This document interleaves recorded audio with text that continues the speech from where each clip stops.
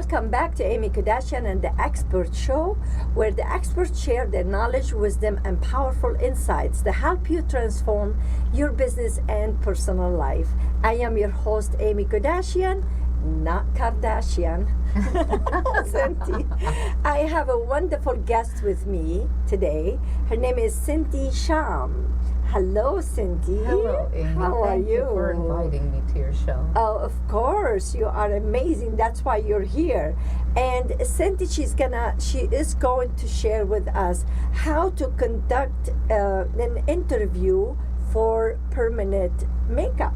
Yes. And this is very important subject because when you have something permanent, you can't take it out. So Exactly. you have to really know what you're doing. I want you to share with us. Tell us a little bit about your background first, how long you've been doing this, and then we'll go into the steps. How's that sound? That sounds wonderful. Okay. I've been a permanent makeup artist here in Las Vegas for the last 26 years, going on 27, and probably one of the most knowledgeable people in Las Vegas. I've had a multitude of students, and I would like to talk about the interview that you conduct before you decide to have permanent makeup. It is a permanent procedure. It is not reversible. So I would like to go through a few questions you need to ask someone before you decide to get this procedure done. Okay, so get your pen so you can remember this, okay? And what is the question? What is the first things they need to learn when they are walking into someone who does permanent makeup? I think that when you research permanent makeup, the very first thing is to have a live consultation with the artist. You need to enter the studio, look around, make sure it's clean, make sure it is a licensed facility. They're not doing it in a back room somewhere or in their house. You need a licensed facility. The first question that a person should ask when they decide to have permanent makeup is, how long have you been doing this? Mm-hmm. That should be the first question. But it's gonna take away from people who are just starting? How are they gonna start if they're not gonna have anyone? They will start, but it's going to take them at least 3 years before they can consider themselves an expert. Oh, well, almost like a doctor. When they graduate, they have to go 3 years under somebody else. Yes, yes, and in order to obtain insurance, some of the more complicated procedures can't even be performed until you've been out there 2 years. Okay. This is important also, Okay. that you have that the person has liability insurance. If they can't obtain liability insurance, they were not properly trained by the right So person. if they're trained by the right person for under someone for 3 years, did they count that as a 3 years they've been doing it?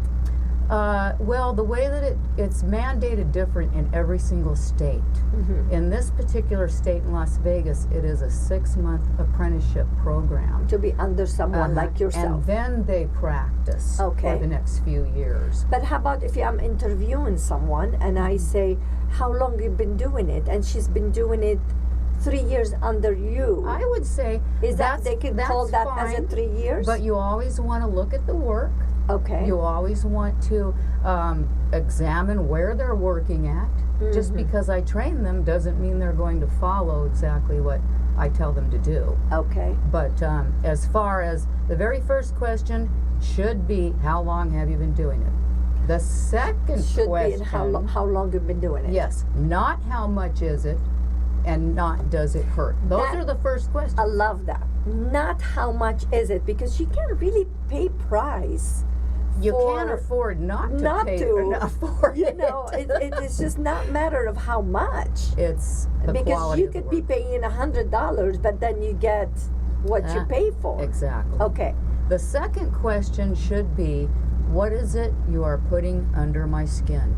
How long have you been using it? Because someone that's been Oh. doing this 1 year has no idea what these pigments turn into 3 and 4 years down the line. So you could look good, but then you don't know how it's going to look 2 or 3 years later. As it fades.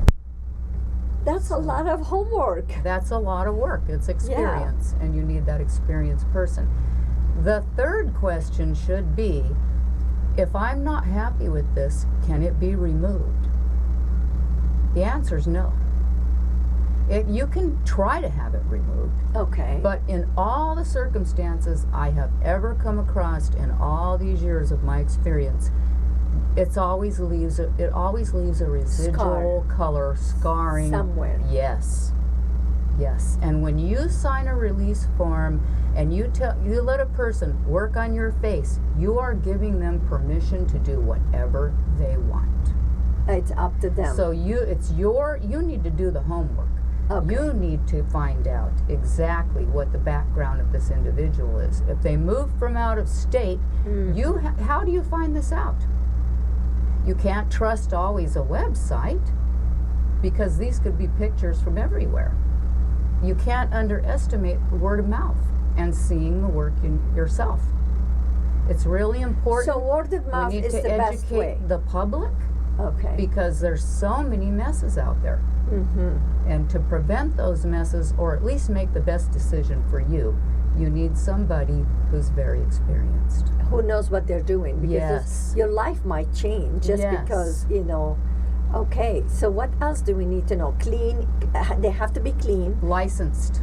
licensed, and then when you walk, it asks the question how many. Ask the questions. Look And at the work, the Look pictures. at the work and ask them what they're using, What are they using? and how long they've The been using. particular pigments that I use, after experimenting with many different ones, I've found that the pigment line that I use has been in existence 40 years. It's done its test of time. Okay. I know how it heals. I know how it looks 10 years from now. Okay. You're educated about that. So what else can you give us to prevent us from having something bad? If you walk in for your consultation that day, usually the artist will draw eyebrows on you that day. Let's say you're having eyebrows that Yeah. day, and lips, eyebrows. You want them to draw on your face to, first of all, make sure that they can draw before you let them have a tattoo machine or a manual machine. Yeah. And actually do the work. You need to see what To it's see going to what it look looks like like. before they Okay. actually do it. Now, is it you're gonna have to see what they're doing, and then they follow that. They The should line. follow that line. If Okay. they're skilled, there shouldn't be any So trouble. don't sit on the table and just let them work on you. Yes. You need to prove it first. how And to- there's one more thing that I really want to educate the public about, and that is permanent makeup was never intended to take the place of your makeup. It was meant as a guide to help you with your makeup. Yeah. It fades, so it is not going to remain It the doesn't go same. away, but it fades. It fades. But doesn't go away, like you said. It'll It's just be in your forever. Actually, if they took a histologic section of your skin 10, 20 years from now, it's Okay. still in there. Oh, okay. That's why they call it permanent. Okay, still there, but then it fades. It fades to a real light tone. Okay, lights very up. light tone. So what it fades? I heard like the lips fades faster than the eyes. Lips have a or- retention of about 5 years, depending 5 on years? the tones. The Okay. lighter you go, the quicker this is going to fade. Okay. The darker you go, you could be left with a darker undertone, undesirable. So this is intended to be touched up every year to 2 years in order to keep the tones correct. Oh, correct. Okay, so you need to always touch it up. Yes, And by when- the way, she did my eyebrows right there, and Thank you. I feel so good. Thank you. It just you draw them. I did it before, but they didn't do it the right way. The shape was wrong. The shape was wrong, and you fixed it. So Yes. if you want someone, they know what they're doing. Is Cindy? Thank I you. can just give you my testimony right here. So let them please know where to find you. Oh, you can contact me at cindyshum.com. Permanent Makeup by Cindy Shum. or call me at 702-773-3456. And also Stephanie Thompson used Oh, you too yes. after, I love so her. She's amazing. she looked amazing. Yes. Anyone I send you, they're so happy. So I could just say my experience with Santi is beautiful. Great job. Well, thank you so much for being on my show thank and you, Amy. educating everyone, because this show is about experts and what they can bring to the table. I appreciate having you here. Thank you. I hope I helped. Okay. Well, stay tuned for my next segments.